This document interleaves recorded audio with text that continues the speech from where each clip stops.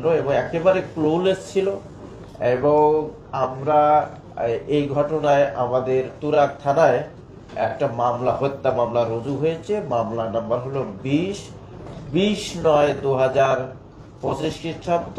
ধারা হচ্ছে আমরা 302, 201, 34 পেনাল কোডে রুজু হয়েছে। মামলাটি রুজু করছে আমাদের একজন sub inspector SI Saiful Islam নামে। তো আমরা এই খুব দ্রুততম প্রায় 24 ঘন্টার মধ্যেই এরকম একটি ক্লুলেস হত্যাকাণ্ডের আমরা রহস্য উন্মোচন করেছি, আসামিদের গ্রেপ্তার করেছি এবং অন্যান্য আলামত জব্দ করেছি।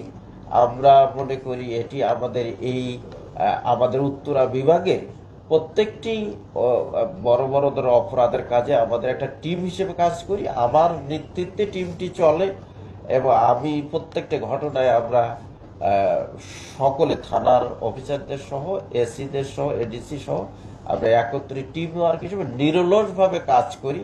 এবং এখানেও তাই হয়েছে। আমরা 2 দিন যখন লাস্টে পর থেকে আমরা কোনো ধরনের স্পেস দেইনি, একদম টানা আমরা থানায় বসা ছিলাম, থানায় খেয়েছি, থানায় ঘুমিয়েছি, থেকে আমরা উদ্ধার করেছি।